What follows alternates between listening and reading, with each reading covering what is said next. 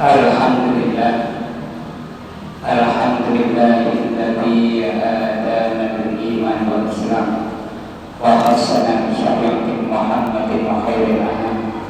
Asyhadu an la ilaha illallah wahdahu la syarika lahu wal mannan wa asyhadu anna Muhammadan abduhu wa rasuluhu bi khairil adyan. Allahumma shalli wa sallim wa barik ala sayyidina Muhammad wa ala alihi wa sahbihi ajma'in. Amma ba'd, fa ya ayyuhan nas ittaqullaha haqqa tuqatih wa la tamutunna illa wa antum muslimun. Hadirin sidang Jumat rahimahullah, pada kesempatan yang mulia ini kami mengajak khususnya kepada kami pribadi dan umumnya kepada sidang Jumat rahimahullah, marilah kita mendekatkan takwa kepada Allah Subhanahu wa taala. Takwa dalam arti menjalankan segala apa yang diperintahkan oleh Allah dan Rasul-Nya dan menjauhi segala apa yang dilarang oleh Allah dan Rasul-Nya. Hadirin sidang Jumat rahimahullah, pada kesempatan siang Jumat yang mulia ini kita masih berada di pertengahan bulan Rabiul Awal atau bulan Maulid, di mana Rasulullah SAW dilahirkan ke Mekah bumi ini. Di berbagai penjuru daerah di dalam negeri maupun di luar negeri, hampir mayoritas memeriahkan sekaligus memeriahkan hari kelahiran Maulid Nabi Muhammad SAW dengan berbagai acara sholat bersama, tahapan bersama, pengajian akbar, Maulid akbar, Maulid Rasul dan lain sebagainya, semata-mata untuk memeriahkan dan menunjukkan bahwa kita senang bergembira hatinya dengan lahirnya Rasulullah SAW ke Mekah bumi ini sebagai pemberi syafaat di yaumil qiyamah. Amin ya rabbal alamin. Rasulullah SAW bersabda, Bismillahirrahmanirrahim, man afdhala maulidin musyai'an lahu yaumil qiyamah. Barang siapa yang mengagunkan hari kelahiran kata Nabi, nanti akan mendapatkan syafaatku di hari kiamat. Bahkan dari Anas bin Malik radhiyallahu anhu, Rasulullah SAW bersabda, man ahya sunnati faqad ahabbani wa man ahabbani kana ma'i fil jannah. Barang siapa yang menghidupkan hari kelahiranku, katakan Nabi, berarti mereka mencintaiku, dan barang siapa mencintaiku, katakan Nabi, nanti masuk surga bersama Rasulullah SAW. Bahkan di hadis riwayat Imam Tirmidzi, Rasulullah SAW juga bersabda, wa ibni Mas'udin anna Rasulullah SAW wa qala aulan nasi bi yaumil qiyamah aksarun alayya salatan. Nanti hadirin sekalian, manusia yang paling dekat bersama Rasulullah SAW adalah orang yang paling banyak membaca salawat. Rasulullah SAW di hadis riwayat Abu Dawud An-Nasai bersabda bahwa hari yang paling mulia adalah hari Jumat, karena hari Jumat adalah Nabi Adam diciptakan, hari Jumat Nabi Adam diwafatkan, dan hari Jumat nanti sangkala ditiup hari kiamat akan terjadi pada hari Jumat. Maka perbanyaklah khususnya di hari Jumat untuk memperbanyak membaca salawat sallallahu ala Muhammad atau Allahumma sholli ala sayyidina Muhammad wa ala ali sayyidina Muhammad. Para sahabat bertanya, ya Rasul, bagaimana sholawatku akan nyampe kepada engkau tatkala engkau sudah meninggal dunia berkalam tanah? Rasulullah menjawab bahwa Allah Subhanahu wa taala mengharamkan jasad para nabi dimakan oleh bumi.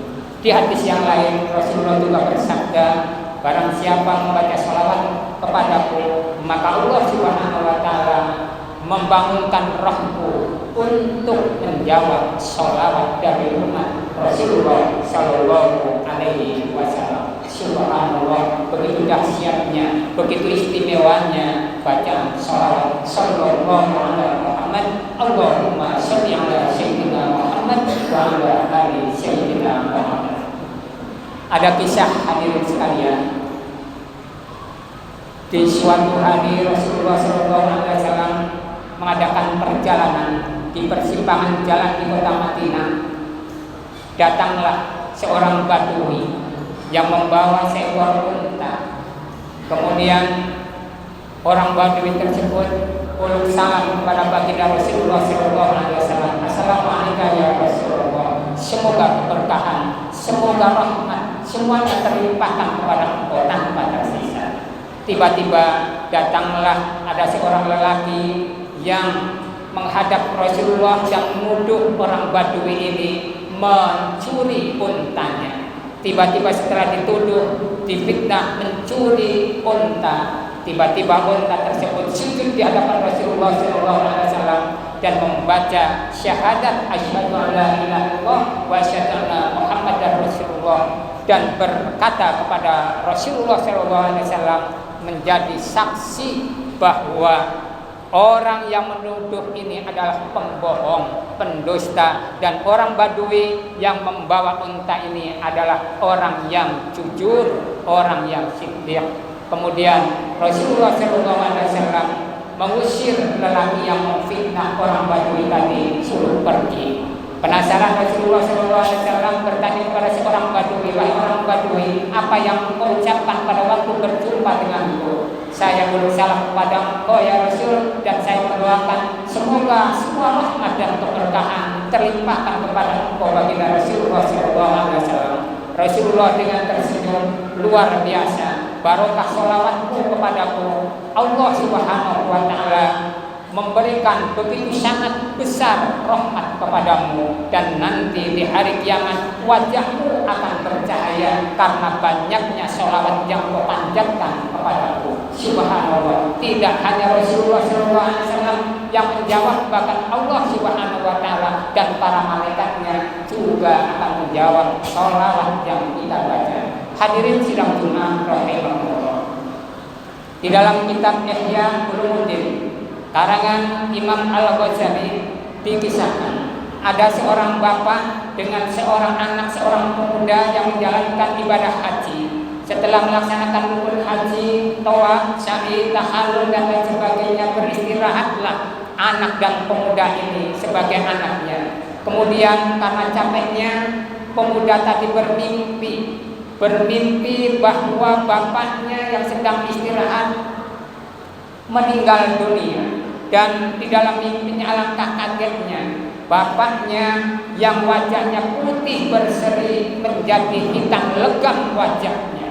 Begitu bangun, betul apa yang diimpikannya, bahwa bapaknya sudah meninggal dunia, dan anehnya wajahnya juga menghitam yang tadinya putih. Begitu bangun melihat bapaknya meninggal dunia, pemuda ini sangat bersedih sekali, menangis terseduh-seduh, saking capeknya menangis sampai tertidur kembali. Dan tidurnya, di dalam tidurnya melihat bapaknya yang sedang meninggal dunia tadi didatangi oleh 4 orang yang tinggi tegap berbaju serba hitam, yang membawa sebuah pukul atau sebuah godam besi dari neraka yang memukulkan bapak tadi. Apa? Sebelum mendatangi dan memukulkan godam dari neraka tadi, tiba-tiba ada seorang yang rupawan, tampan rupawan, serba berjubah hijau, menghadang 4 orang yang serba berjubah hitam tadi. Silakan kamu jangan siksa orang yang sedang meninggal tadi, silakan kamu pergi. Kemudian tangannya mengusapkan di wajahnya Pak Haji yang sudah meninggal tadi, tiba-tiba kelihatan menjadi putih berseri lagi. Di dalam mimpinya sang pemuda tadi penasaran, siapakah engkau wahai orang yang mulia? Saya adalah Muhammad, Nabi Muhammad Shallallahu Alaihi Wasallam. Apa kelebihan bapakku sehingga yang tadinya hitam sekarang putih kembali? Karena bapakmu waktu di dunia sangat cinta dan banyak membaca sholawat kepadaku.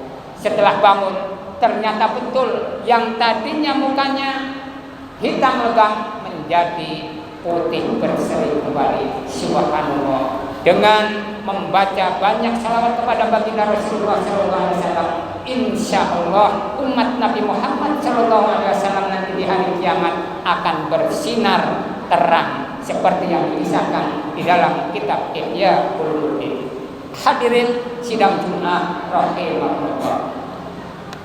Ada seorang ibu yang mempunyai anak 10 tahun minggat dari rumahnya, tidak pulang ke ibunya karena gundah gulana dan penasaran dicampur dengan rindu, akhirnya mendatangi seorang imam besar yaitu Imam Hasan Al-Basri. Wahai imam, anakku pergi dari rumah sampai 10 tahun tidak pulang. Saya mau minta amalan, kira-kira saya bisa berjumpa dengan anakku walaupun hanya dalam mimpi. Kata Imam Hasan Al-Basri, wahai ibu, sukakah engkau membaca sholawat? Suka wahai imam, perbanyak membaca sholawat. Kemudian siang malam sang ibu tadi selalu membaca sholawat dengan harapan bisa bertemu dengan anaknya walaupun hanya dalam mimpi. Dan ini dikabulkan. Kemudian di suatu malam sang ibu tadi bertemu dengan anaknya. Tapi alangkah kagetnya, anaknya ada di dalam neraka yang sedang disiksa. Kepalanya, rambutnya bermahkotakan api neraka. Lehernya dililit oleh ular yang besar yang mematok wajah yang cantik, badannya sampai habis.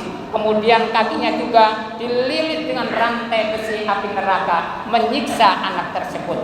Begitu kagetnya, kemudian sang ibu tadi melaporkan mimpi tadi kepada Imam Hasan Al-Basri. Kemudian Imam Hasan Al-Basri menangis dan mendoakan. Kemudian beberapa hari kemudian Imam Hasan Al-Basri memimpikan kembali bertemu dengan seorang anak gadis. Kemudian uluk salam kepada Imam Hasan Al-Basri, wahai imam, kenalkah engkau dengan saya yang pernah ibuku datang kepada engkau? Memang ada seorang perempuan yang datang kepadaku, tetapi katanya engkau sedang disiksa. Betul wahai imam, beberapa hari kemarin saya disiksa karena banyak dosaku, banyak maksiatku pada Allah Subhanahu wa taala bersama teman-temanku yang ahli maksiat. Kemudian karena ada seorang yang lewat di pemakaman membaca sholawat 1 kali, dihadiahkan kepada saya dan teman-temanku, maka siksa saya diangkat oleh Allah Subhanahu wa taala dan sekarang dihilangkan siksa saya bersama puluhan teman-temanku barokah membaca sholawat sallallahu ala Muhammad. Allahumma sholli ala sayyidina Muhammad wa ala ali sayyidina Muhammad.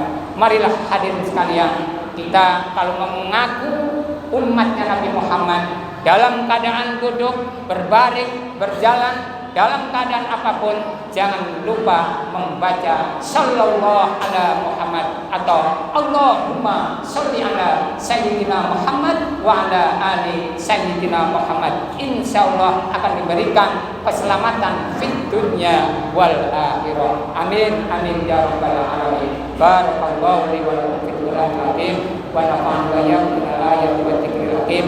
Taqabbalallahu minna wa minkum tilawatahu innahu huwal